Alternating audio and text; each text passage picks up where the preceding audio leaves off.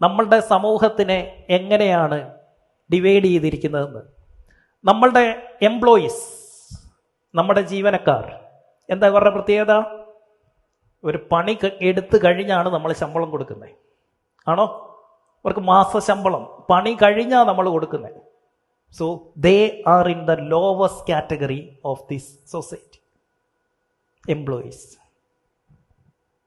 ഇതിന് മുകളിൽ നിൽക്കുന്ന കുറച്ച് പേരുണ്ട്, കുറച്ച് പൈസ ആദ്യം കിട്ടുന്നവർ, അവരാണ് സെൽഫ് എംപ്ലോയിഡ്. അവർക്ക് കുറച്ച് പൈസ 50% അല്ലെ 40% ഒക്കെ ആദ്യം കിട്ടും, അത് കഴിഞ്ഞിട്ട് കാര്യങ്ങൾ ചെയ്യുന്നവർ. ഇതിന് മുകളിലുണ്ട് കുറച്ച് പേര് ട്രഡീഷണൽ ബിസിനസ് ചെയ്യുന്നവർ. ട്രഡീഷണൽ ബിസിനസ് എന്തുകൊണ്ട് നമ്മൾ ഇന്ന് കാസർഗോഡ് തൊട്ട് കളിയിക്കവിള വരെ ഒന്ന് വണ്ടി എടുത്ത് പോയി കഴിഞ്ഞാൽ ഒരുവിധപ്പെട്ട എല്ലാ പഴയ റീറ്റെയിൽ കടകളും പൂട്ടിക്കിടക്കുക? What is the reason? ഇവരെന്താ ചെയ്യുന്ന? റീറ്റെയിൽ കടക്കാരെന്താ ചെയ്യുന്നത്? എവിടുന്നെങ്കിലും കാശ് മേടിച്ച് അല്ലെങ്കിൽ കാശ് ഒപ്പിച്ച് സാധനം മേടിച്ചുകൊണ്ട് വന്ന് ഷെൽഫിൽ വെക്കും. എന്നിട്ട് എന്തെങ്കിലും ആരെങ്കിലും ഒക്കെ വന്ന് ഇവിടുന്ന് മേടിച്ചോണ്ട് പോകും. കുറച്ച് കാശ് കൊടുക്കും, കുറച്ച് കടവുമായിരിക്കും. ഇവർക്ക് എങ്ങനെ ക്യാഷ് ഫ്ലോ ഉണ്ടാവാനാ? ഇവർക്ക് എങ്ങനെ ഗതി പിടിക്കാനാ?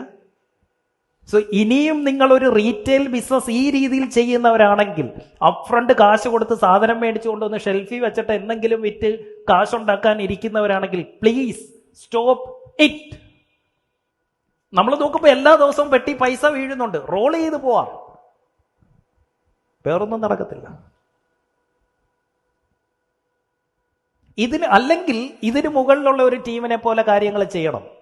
അവരുടെ പേരാണ് കോർപ്പറേറ്റ്സ്. അവര് എന്ത് ചെയ്യും? ഒരു സൂപ്പർ മാർക്കറ്റ് തുടങ്ങും. ഈ സൂപ്പർ മാർക്കറ്റിൽ ഇവർ വെൻഡേഴ്സിനെ വെക്കും, വെൻഡേഴ്സ്, സപ്ലയേഴ്സ്. ഈ സപ്ലയേഴ്സ് അവരുടെ സാധനം കൊണ്ടുവന്ന് ഈ ഷെൽഫിൽ വെക്കും. ഈ മാളിലേക്ക് കസ്റ്റമേഴ്സ് വരും. വന്നിട്ട് നമ്മളൊക്കെ പോയി എന്താ ചെയ്യുന്നത്? അന്നേരം തന്നെ കാശ് കൊടുത്ത് സാധനം മേടിക്കും, അല്ലേ? 1 രൂപ കടവില്ല, നമ്മൾ അപ്പം തന്നെ ഇവർക്ക് പൈസ കൊടുക്കും. ഫോർ എക്സാമ്പിൾ, ഒരു മുട്ട 10 രൂപയ്ക്കാണ് വിൽക്കുന്നത്. ആ 10 രൂപ അപ്പോഴേ നമ്മൾ കൊടുത്തു. ഇവർക്ക് 250 സൂപ്പർ മാർക്കറ്റ് ഉണ്ട്. അതുകൊണ്ട് തന്നെ ഈ സപ്ലൈ ചെയ്യുന്നവൻ 1 രൂപയ്ക്കാണ് കൊടുത്തേക്കുന്നത്. എങ്ങനെങ്കിലും ഇവിടെ കയറ്റി വെച്ചാൽ മതി, 1 രൂപയ്ക്കാണ് കൊടുത്തേക്കുന്നത്. ഈ 1 രൂപ ഇയാള് 120 ദിവസം കഴിഞ്ഞേ ഇവന് കൊടുക്കത്തുള്ളൂ. ക്രെഡിറ്റ് പീരീഡാ. ഈ 10 രൂപ എത്ര തവണ ഇതിന്റെ ഇടയ്ക്ക് ഇവർ റൊട്ടേറ്റ് ചെയ്യുമെന്നറിയോ? ഇത് 10 രൂപയുടെ കാര്യം. ഇതുപോലെ എത്ര മില്യൺസ് ആയിരിക്കും പെർ ഡേ അക്കൗണ്ടിൽ ക്യാഷ് വീഴുന്നത്. ക്യാഷ് നമ്മൾ ക്യാഷാണ് കൊടുക്കുന്നത്. ഇവർക്ക് ഇത് 120 ദിവസം കഴിഞ്ഞു കൊടുത്താൽ മതി. ഇവർക്ക് ഈ 120 ദിവസം കൊണ്ട് ഈ മുതലാളി ഇത് എത്ര തവണ റൊട്ടേറ്റ് ചെയ്യും, ഈ പൈസയെ എത്ര തവണ മുട്ട ഇടിയിപ്പിക്കുമെന്നൊന്ന് ആലോചിച്ച് പിഴിഞ്ഞ് പിഴിഞ്ഞ് പിഴിഞ്ഞ് പിഴിഞ്ഞ്. അപ്പൊ ഇവർക്ക് ഈ പൈസ എവിടെങ്കിലും കൊണ്ടുപോയി വെക്കണം. അതിനവരെന്ത് കണ്ടുപിടിച്ചു? ബാങ്ക്. അപ്പൊ ചോദിക്കും, ഇതൊരു അധാർമിക പ്രവൃത്തിയല്ലേ? ഒരു 1000 വീൽ ചെയർ മേടിച്ചു കൊടുത്താൽ മതിയെന്ന്. കുറച്ച് നിർദ്ധരായ ആളുകളെ സഹായിച്ച പത്രത്തിൽ പടവും വരും, നല്ലവനായ മുതലാളിയാകും, നമുക്ക് നല്ല പേരും കിട്ടും. ഇത് തെറ്റാണെന്നല്ല പറയുന്നത്. That's business. ആ ക്യാഷ് ഫ്ലോ അറിയാവുന്നത് കൊണ്ടാണ് അവരങ്ങനെ ചെയ്യുന്നത്. അപ്പൊ അവരെ കളിയാക്കുകയല്ല, അതെങ്ങനെ നമുക്ക് ചെയ്യാൻ പറ്റുമെന്ന് ചിന്തിക്കുന്നിടത്താണ് നമ്മളുടെ മിടുക്ക്. കോർപ്പറേറ്റ്സിനെ തോപ്പിക്കാൻ നമുക്ക് പറ്റില്ല, പക്ഷെ we can learn from them. We cannot compete with dum, but we can learn from them. അപ്പൊ യഥാർത്ഥ ബിസിനസ് എന്താണെന്നറിയോ? കിട്ടാനുള്ളത് പരമാവധി നേരത്തെ മേടിക്കുക, കൊടുക്കാനുള്ളത് പരമാവധി ചവിട്ടുക. ഒറ്റ കണ്ടീഷൻ, എടുത്ത് പുട്ടടിക്കരുത്, അപ്പൊ കൊടുക്കാൻ കാണത്തില്ല. അത് കൃത്യമായി ഗോൾഡൻ ഗൂസ് ആക്കി മാറ്റാൻ ഇതുകൂട്ടൊക്കെ അറിയാമെങ്കിൽ കുഴപ്പമില്ല.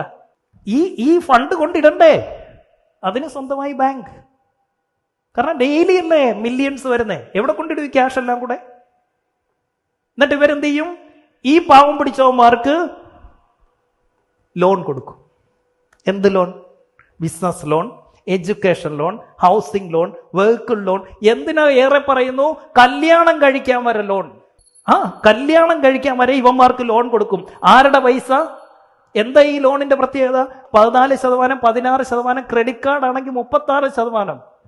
എന്തിനാ ഈ പൈസ ഈ പറഞ്ഞ 120 ദിവസം കൊണ്ട് എങ്ങനെ 10 ഇരട്ടിയാകുന്നു എന്ന് ഇപ്പൊ മനസ്സിലായോ? ഇനി നമ്മൾ വിചാരിക്കും ഇവനാണ് ഏറ്റവും മിടുക്കനെന്ന്. ഇതിന്റെ തലപ്പത്തൊരുത്തനുണ്ട്, അവന്റെ പേരാണ് ഇൻഷുറൻസ് കമ്പനി. കൊച്ചു ജനിക്കും നന്നേ, കൊച്ചു 80 വയസ്സിൽ ചാവൂന്ന് പറഞ്ഞ് ഇപ്പോഴേ പൈസ മേടിച്ച് കൈ വെച്ചിരിക്കുക. സാറിന് എലിജിബിലിറ്റി ആയിരുന്നു, എന്തുവാ ചത്ത്. ഇവന്റെ എലിജിബിലിറ്റി എന്തുവാ? നമ്മൾ ചാകണം. ലോകത്തെ ഏറ്റവും നല്ല ബിസിനസ്സാണ് ഇൻഷുറൻസ്. അതുകൊണ്ട് ഇത് ഗവൺമെന്റ് മാത്രമേ ചെയ്യൂ, അല്ലെങ്കിൽ ബാങ്കേ ചെയ്യൂ, സാധാരണക്കാരെ കൊണ്ട് ചെയ്യിപ്പിക്കത്തില്ല. എന്തുകൊണ്ടാണ് ഈ പൊളിറ്റീഷ്യൻസും ഗവൺമെന്റും കോർപ്പറേറ്റ്സും തമ്മിലുള്ള കളി? എന്താ നടക്കുന്നത്? ഇവിടുത്തെ കളിയാണ്. ഇതിനെ എതിർക്കാൻ നമുക്ക് പറ്റില്ല. അതിൽ നിന്ന് പഠിച്ച് നമുക്കതെങ്ങനെ ഉപയോഗിക്കാൻ പറ്റുമെന്ന് ചിന്തിക്കുന്നിടത്താണ് നമ്മളുടെ മിടുക്ക്. അല്ലാതെ ഇതിനെ തോപ്പിക്കാൻ നടന്നിട്ട് കാര്യമില്ല.